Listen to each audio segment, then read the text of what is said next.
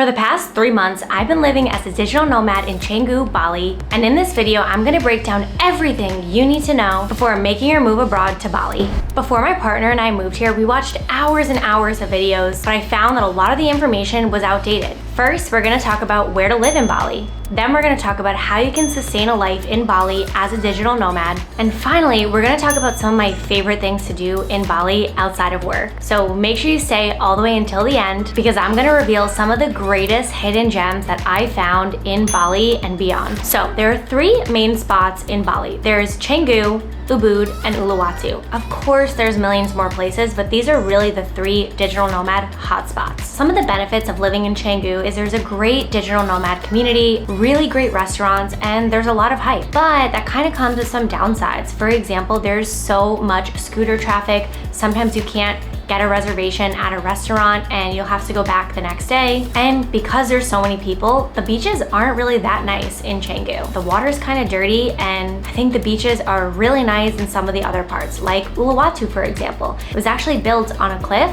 so it's really beautiful to go sightseeing, watch the sunset on the cliff, and even check out their beaches over there, but it's not as much as the digital nomad hotspot as Canggu is. Uluwatu is about a 1.5 to 2 hour drive from Canggu on a scooter, and we love being able to go there, but we wouldn't necessarily live there. And then it brings me to Ubud. I absolutely love Ubud. I'm actually gonna be hosting a retreat there in September. We fully booked out that retreat and I'm super excited because it's the jungle. When I went to Ubud, I just loved the energy there.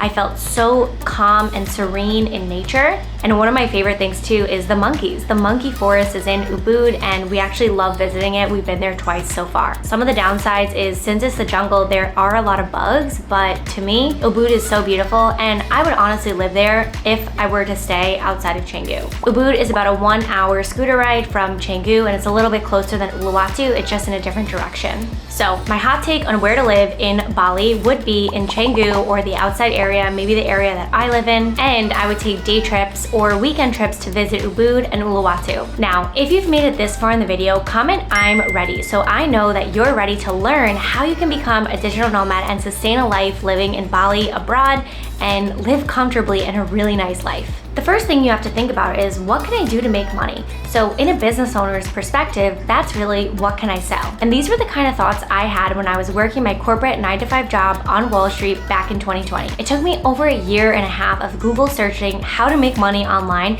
to figure out that online courses were one of the best ways to make an income online. And the only way I discovered this was actually through a guy named Sam Ovens. Sam changed my life because he taught me all about online courses in 2021 and I was able to quit my job, start selling high-ticket courses, and now 2 years later, I'm living in Bali as a digital nomad because of this. Although many people think it's easy to sell online courses, but the truth is, it takes a lot more work than most people are willing to tell you. And the reason why I loved working with Sam Ovens is because he saw a lot of gaps in the online course industry and he actually moved on to create an online course platform called School. So I was a consumer on School when I was inside of his courses and I absolutely loved it. And then they had reached out to me and told me that I could host my own courses on School.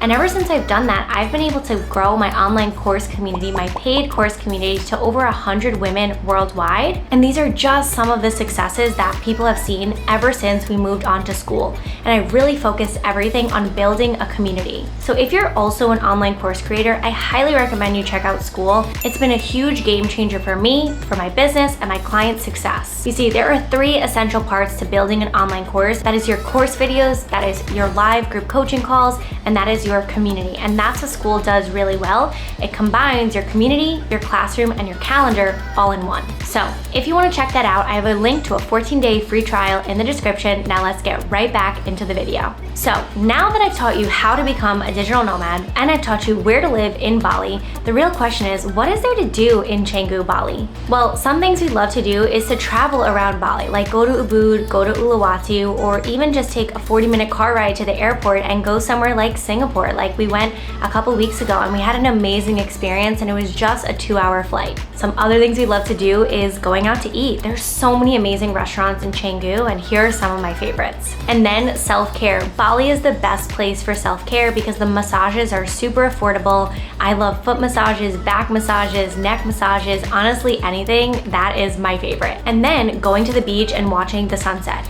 So one of our favorite beaches is Sese Beach, and we absolutely recommend Sese. That is where we live because it is so low-key and quiet, and honestly, it's on the rise. There's so many buildings being built here, restaurants opening every single week, and the beach is one of our favorites here in the Canggu area. Some other things we want to do but we haven't yet had the chance to is one, I want to go on a silent retreat. There's actually something called the Bali Silent Retreat, and I really can't wait to check that out. There's also awesome hiking trails like near Ubud. There's actually a sunrise hike that I'm looking to do over there. Some other islands nearby Bali that we want to check out like Nusa Lembangan, Komodo Islands, and Gili Islands. So if you're thinking about how to become a digital nomad in 2023, I've created an entirely free course to show you how you can build your own online business in the next 90 days as a coach, a content creator, or a done-for-you service provider. Make sure you check out the link in the description, and I'll see you in the next video.